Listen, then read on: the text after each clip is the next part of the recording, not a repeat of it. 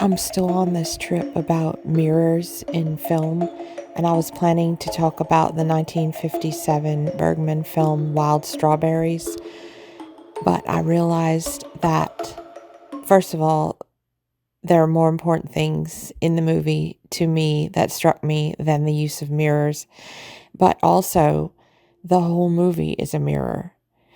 This is a film about a guy who is 75 years old at the time of the film, and he is a doctor named Isak or Isaac. I don't know. This doctor, he is going to get a major award, like a lifetime achievement from his university. And the night before, which is on June 1st, he specifically says that. So I'm going to be posting this on June 1st.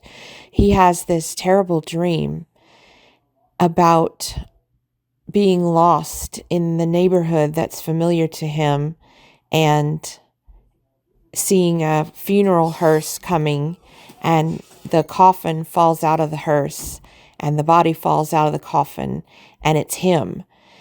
And so he gets up in the morning and he's supposed to be flying to get his award, but he decides that he's going to get in the car and drive there. And his daughter-in-law has been staying with him, so she wants to go with him. And all throughout this movie, there's a lot of people having these conversations. They're not quite word salad, but they're very petty and sort of superficial. Nya, nya, nya, nya, nya. We're going to argue about whether we're flying or driving. We're going to argue about the dishes on the table. And then there's a few moments where people just really get real. And one of the times is in the car with his daughter-in-law, and they're arguing. She's telling him that he's just got too many manners, that he's using politeness to keep people at arm's length. And I'm going to tell you why that's important to me. But he goes to take her to this vacation home that his family used to have. And there he has a vision of his past. And in the past, he was going with this girl who was his cousin, and they were engaged, but she left him for his brother. And then when he snaps out of it, he's seeing the past of like 1890 or something. He snaps out of it. He meets this hitchhiker, and it's a doppelganger for his former fiance. Only now, this girl really admires him, and she's got two guys with her that she's trying to decide between, just like him and his brother. Now, this being dumped by his fiance has ruined his whole life, and it ruined his eventual marriage. And these are the things that he's dealing with at the end of his life. And everyone that he knows personally is coming down on him for being too cold and rigid. And this seems to be what most people get out of the film. But to me, I could really relate to this guy. First of all, the dream sequence at the beginning, he's seeing too much light. It's a black and white film, but they've overexposed it on purpose. They've, I think, opened the aperture of the camera too wide and made too much light come in to where it's blowing out the scene. And it's hard for him to see necessarily what's happening. And this was my first time watching this movie 2 days ago, but I've been having a recurring dream of too much sunlight for years. And it scares the shit out of me every time. And I didn't know why. And I did some research, and it seems like it's obscuring what you're supposed to be seeing, but also meaning that you're supposed to shed light on something in your life. I shouldn't have said shed light. since we're talking about light. It sounds like a cliche, but it's like the dream is asking you to realize some truths about yourself. And I never knew that, other people had that feature in their dreams. And I wonder if any of you did. And the other thing is that when he is traveling in the car, eventually his daughter-in-law is driving and he falls asleep and he has another dream. And this is where the mirror comes into play. His former fiance shows him the mirror and is like just giving him a hard time about having been too closed off. And then his wife shows up and starts complaining about how she was unfaithful, but he didn't get angry enough about it. And, well, the reason that he didn't get angry enough about it was because he'd already been cheated on by his fiance with his brother, and he thought his whole life that it was because he was too cold. But it's really just because she was more attracted to his brother than she was to him, and that was something that couldn't be helped, and it didn't need to ruin his whole life. And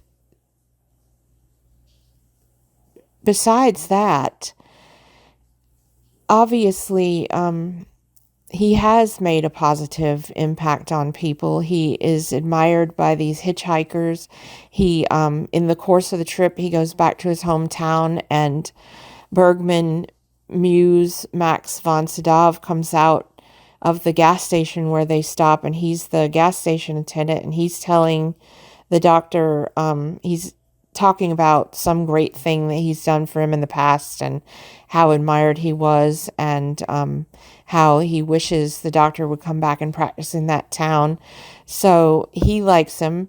The daughter-in-law likes him, even though she says that she's angry with him. She cares enough to complain. He has a housekeeper who greatly admires him and takes care of him. And of course, these people are giving him this award. So I think this guy has been misunderstood. And besides that, he has this other nightmare about going back to school and having to take a test. And I also have had that recurring nightmare. And that, I'm sure, is a universal dream that people have. But I had that dream for years, and I solved it by becoming lucid in the middle of the dream and telling the teacher that was giving me the test that I hadn't studied for that I'm 35 years old, lady, and I'm not supposed to be here, and I'm going out to lunch. But this guy, Isak, he doesn't do that. He has to suffer through the nightmares and get to the end of the movie. But I feel like this movie is about him being cold and rigid, and yet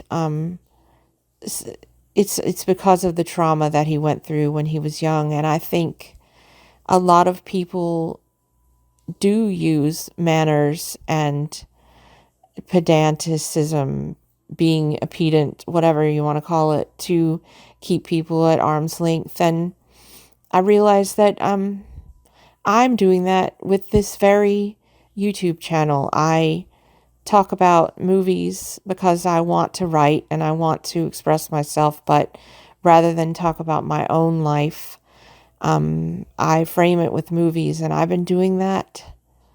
I've been writing about movies since college as assignments and for the college paper for fun and a little bit of money. And yet, if you look at my body of work, you could put together everything about me. I've built myself a glass house. So I feel like the Bergman movies have a reputation for being difficult, but I feel that people should understand that they are extremely accessible, that this movie is about a surreal road trip with nightmares. And also, I said that a lot of the conversations were nonsensical, but they were witty and humorous. And when I watched Wild Strawberries, it immediately shot into my top 10 movies.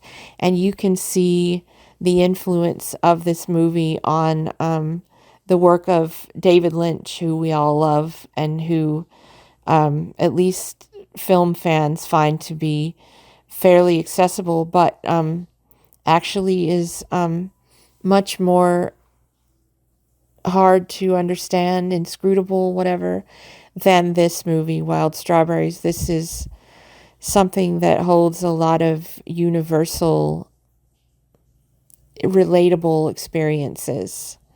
So, just in case there's anyone listening who isn't into old movies, isn't into black and white or things with subtitles, you should try a taste of Wild Strawberries and it may change your mind. It's a trip.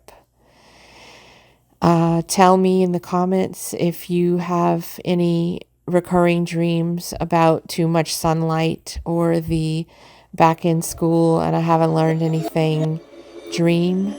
And I will catch you in the next one. Good night.